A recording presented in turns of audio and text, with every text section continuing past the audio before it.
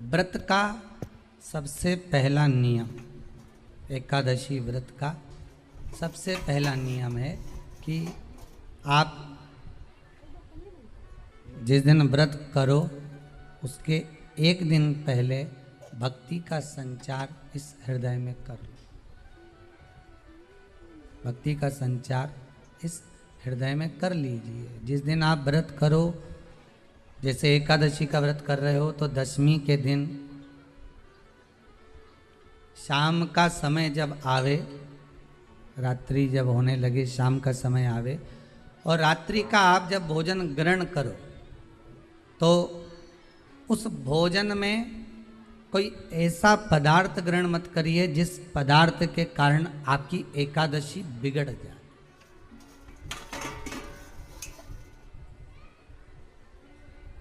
कोई बेकार भोजन हमें ग्रहण नहीं करना, श्रेष्ठ भोजन ग्रहण करिए दशमी के दिन।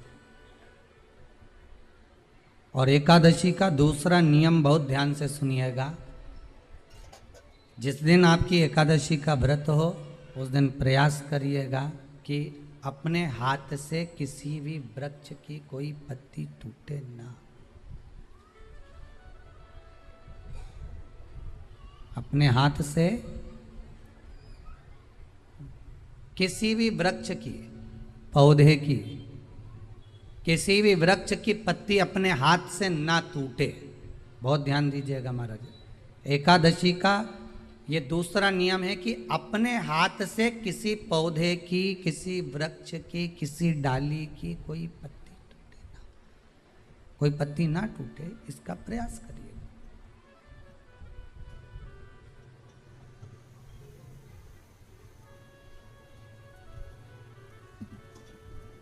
कितना सुंदर व्याख्यान कहा है, कितना सुंदर वर्णन है महाराज कि मात्र एकादशी का व्रत कर लेने पर, मात्र एकादशी का व्रत कर लेने पर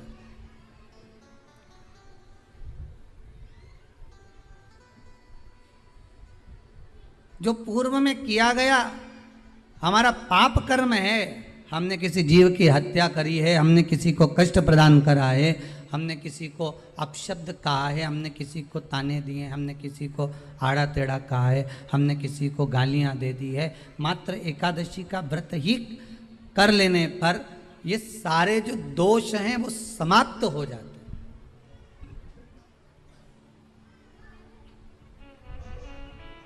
सारे दोष हमारे समाप्ति पर आ जाते हैं।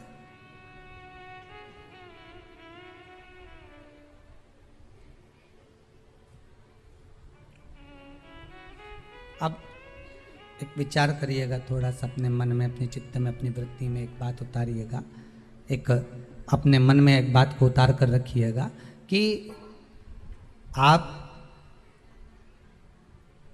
अपने पाप को, अपने पाप कर्म को जिस दिन क्षीण करने वाले हो, समाप्त करने वाले हो, अपने पाप को आप जिस दिन समाप्ति पर लेकर जा रहे हो तो उसके एक दिन पहले आपको प्रसन्नता होना चाहिए कि नहीं होना चाहिए कि कल मेरा पाप कटने वाला है, कल मेरा पाप समाप्त होने वाला है।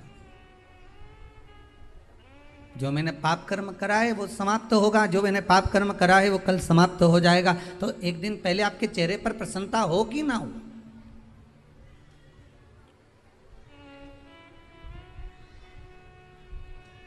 और चेहरे पर वो प्रसन्नता आपके आना चाहिए कि कल मेरा एकादशी का व्रत है, आज दशमी है, कल एकादशी का व्रत है, तो कल मेरी जब एकादशी का व्रत रहेगा तो मेरा ना जाने कितना कितना पाप, कितना असत्य, कितना झूठ, कितना प्रपंच वो समाप्त हो जाएगा। इसमें मुझे प्रसन्नता हो, इसमें मुझे आनंदता हो।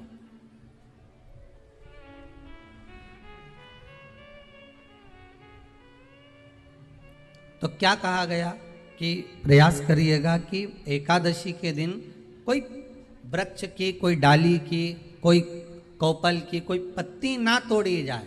क्यों? तो कहा अगर उस पत्ती को हम तोड़ देते हैं, वृक्ष की पत्ती को या क्यारे में लगी हुई कोई डाली की पत्ती को हम तोड़ देते हैं तो एकादशी का पुण्य फल प्राप्त नहीं होता।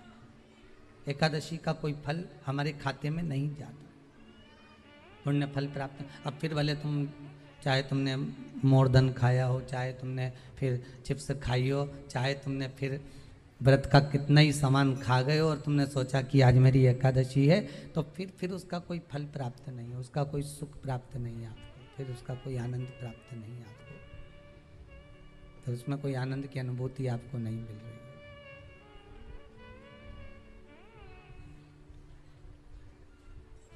फिर उसमें कोई फल की प्राप्ति आपको नहीं हो रही। आस्था चैनल के माध्यम से जितने भी एकादशी करने वाले हैं और चतुर्थी का व्रत करने वाले हैं, बहुत ध्यान से आज की कथा सुनना कि एकादशी का आपसे आपके बच्चे पूछेंगे, मम्मी हम भगवान विष्णु का दर्शन करते हैं, हम राम जी का दर्शन करते हैं, हम कृष्ण भगवान का दर्शन करते हैं, हम भवानी माता का दर्शन करते हैं, हम शंकर जी का दर्शन करते हैं, हम सारे देवी देवताओं का दर्शन करते हैं, पर ये एकादशी माता तो कभी नजर ही नहीं आती। पूछेंगे कि नहीं पूछेंगे कि तुम जिस एकादशी का व्रत करते हो, इनका जन्म कहां से हुआ, कहां जन्मी थी? एकादशी की जन्मस्थली कहां है? भाई भगवान कृष्ण की जन्मस्थली तो मथुरा है, श्री राम जी महाराज की जन्मस्थली बोल दो जम के अयोध्या है।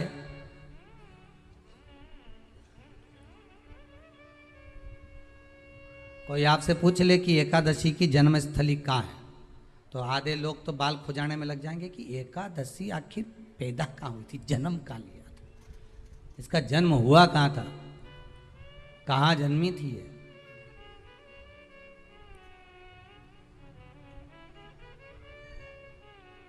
इसका जन्म स्थल है कहाँ? और अगर मान लो जन्म स्थल एकादशी का है,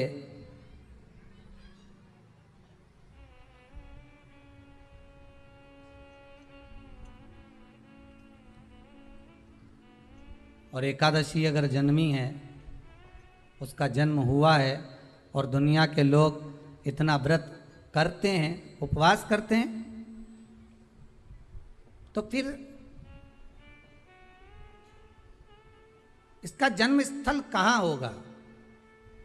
तो कहा इसका जो जन्म स्थल है वो बद्रीनाथ। कहाँ पर है? बद्रीनाथ। और उस बद्री विशाल में भी एक गुफा जिसका नाम है हेमवती। क्या नाम है? हेमवती। उस गुफा में एकादशी का जन्म स्थल है। बद्री विशाल में हेमवती गुफा, जो 12 योजन अंदर प्रवेश करने जितनी है, 12 योजन की गुफा के अंदर, हेमवती के अंदर एकादशी का प्रागट्य हुआ था, एकादशी का जन्म हुआ था।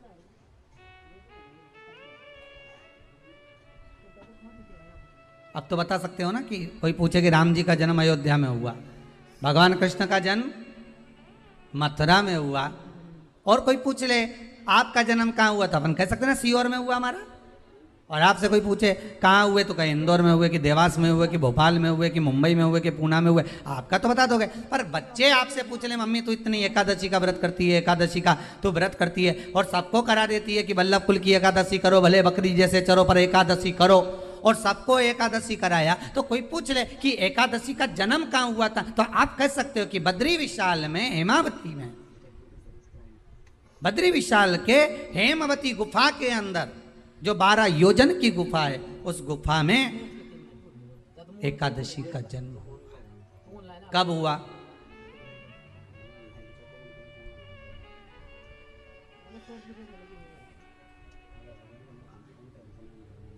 जन्म होने का कारण, राम जी के जन्म होने का कारण था रावण का संहार। भगवान कृष्ण के जन्म होने का कारण था कंस का संहार। नरसिंह भगवान के जन्म होने का कारण, प्रकट होने का कारण था हिरण्यकशिपु का संहार। वराह भगवान के प्रकट होने का कारण था कि पृथ्वी को जल पर लाकर ठहराना, हिरण्याक्ष का संहार।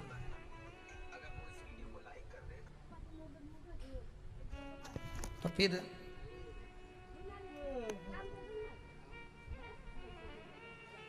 इसके जन्म का कारण क्या है? तो कहा इसके जन्म का केवल एक कारण है। सतयुग में, अब एक और बात का बहुत ध्यान दीजिएगा महाराज, सतयुग एक बार नहीं हुआ कि तुम सोचो कि सतयुग के बाद में द्वापर त्रेता आ गया, त्रेता के बाद द्वापर आ गया, द्वापर के बाद कलयुग। एक सतयुग नहीं है, एक त्रेता नहीं है, एक द्वापर नहीं है, ना जाने कितने कितने सतयुग निकल गए, ना जाने कितने कितने द्वापर त्रेता कलयुग, ना जाने कितने निकल गए।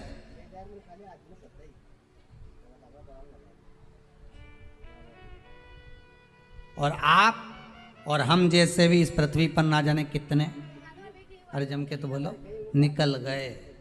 पृथ्वी वहीं की वहीं है, जिस मकान में रहते हो वो मकान भी वहीं की वहीं है, बस कभी कभी एकदम प्लाट हो जाता है, फिर उस पर वापस बन जाता है, फिर क्लीन, फिर बन गया, फिर क्लीन, फिर बन गया। ना जाने कितने कितने कितने कितने जन्म हम ले चुके हैं, और हमारे भी आगे का जन्म कितने जन्म होते रहेंगे। जमीन वहीं की वहीं रह जाएगी और अपन चले, बस वो जगह वहीं रह गई। जो पहले परदादाजी की थी दादाजी को मिल गई, दादाजी की थी पिताजी को मिल गई, पिताजी की थी उनके बेटे को मिल गई, उनके बेटे से उनको बेटों को मिल गई। मिलते मिलते मिलते मिलते कब वो जमीन भी बिक गई समय की अवस्था में, फिर दूसरे की हो गई, और हम सोच कर रह गए कि ये हमारा है, हम इसके लिए लड़ाई करें, झगड़ा करें, हम केवल इस जमीन के लिए, जरा सी प्रॉपर्टी के लिए अदालत में खड़े, अपना समय बर्बाद कर दिए, और जो पाना था वो छोड़ दिया।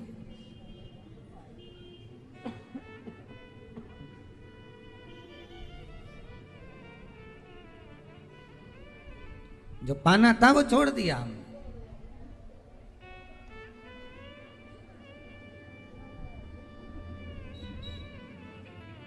असली रजिस्ट्री तो ये शिव महापुराण की कथा है, जिसमें बैठकर आप 3 घंटा भगवान की भक्ति को जो धारण कर रहे हो, 3 घंटा जो भगवान की कथा को आप श्रवण कर रहे हो, 3 घंटा जो भगवान की भक्ति में आप डूबे हुए हो, 3 घंटा जो भगवत स्मरण में आप लगे हुए हो, बस यही असली रजिस्ट्री है, यही वहाँ काम आने वाली है। इसके सिवाय कुछ काम नहीं आएगा। धन दौलत माल खजाना सब पड़ा की पड़ा रह जाए, सब धरा की धरा।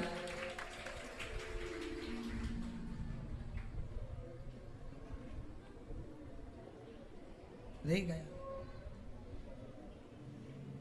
वो एक लाइन आप लोग स्मरण करते होंगे, सज धज के जिस दिन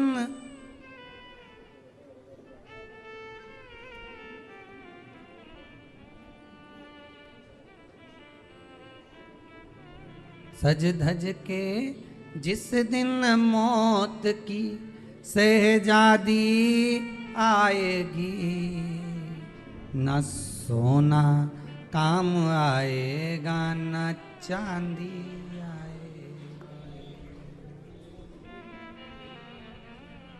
अलमारी में दरा की दरा रह जाएगा, लॉकर में पड़ा की पड़ा रह जाएगा। लॉकर में पड़ा की पड़ा है, अलमारी में धरा की धरा है। कपड़े भी सारे घड़ी बने की बने रहे, कपड़े भी धरे की धरे रह गए और सब पड़ा रह गया। कि छोटा सा तू कितने बड़े अरमान हैं तेरे,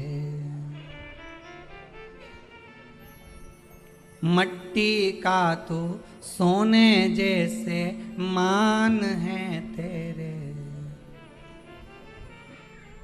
मट्टी की काया एक दिन मट्टी मिल जाएगी, न सोना काम आएगा न चांदी आएगी, न सोना काम आएगा न चांदी आएगी। सज धज के जिस दिन मौत की शहजादी आएगी, ना सोना काम आएगा ना चांदी आएगी, ना सोना काम आएगा ना चांदी। सब पड़ा रह जाएगा, धरा की धरा रह जाएगा, सब पड़ा की पड़ा रह गया, जीव चला गया।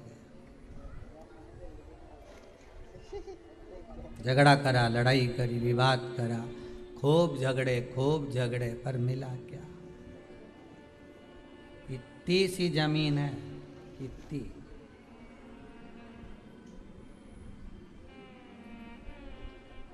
मिल भी गई, हो गया, मान लो तुमको मिल गई लड़ाई झगड़ा में। यहाँ तो शिव महापुराण की कथा कहती है कि माता पिता के आशीर्वाद से बड़ी दुनिया में कोई प्रॉपर्टी नहीं है। माता पिता के आशीर्वाद से बड़ी दुनिया में कोई दौलत नहीं है। कि जिस घर में माँ बाप की इज्जत नहीं होती, उस घर में देखना कभी बरकत नहीं होती। सही प्रॉपर्टी, सही जमीन, सही जायदाद, सही धन, सही दौलत, सही संपदा तो माता पिता का आशीर्वाद है।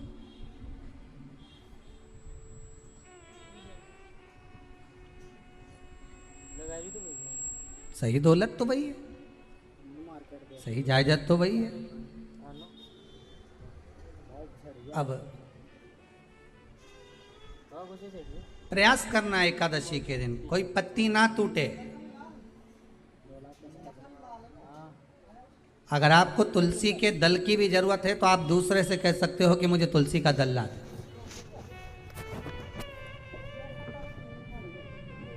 पर मेरे हाथ से मैं किसी को कष्ट ना दूं। कितने तपबल से एकादशी की उत्पत्ति हुई है, कितने तपबल से। महाराज सतयुग एक नहीं आया, ना जाने कितने सतयुग आ गए। द्वापर एक नहीं आया, ना जाने कितने द्वापर। त्रेता एक नहीं, ना जाने कितने त्रेता। कलयुग ना जाने कितने हुए, और अपने जैसे भी ना जाने कितने। तो कभी कभी तुम अहंकार भी मत करना।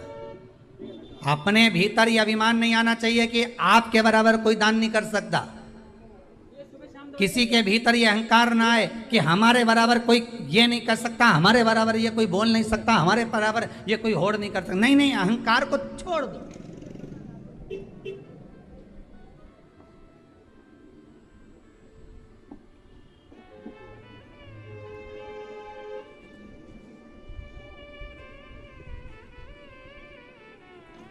इस भारत की भूमि पर, इस भारत माता की गोद में अगर वीर भी जन्मे तो ढेर वीर जन्मे। कोई एक नहीं, कोई एक सोचे कि मेरे बराबर कोई और नहीं कर सकता। नहीं नहीं, ना जाने कितने। इस भारत माता की गोद में अगर दानी भी जन्मे तो ना जाने कितने। कोई ये ना सोचे कि मेरा बराबर कोई दान नहीं कर सकता।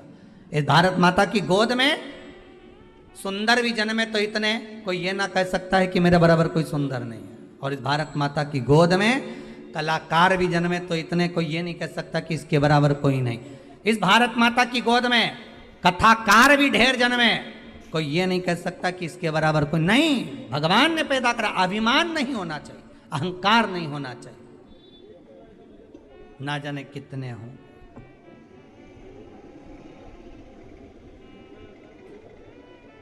ना जाने कितने।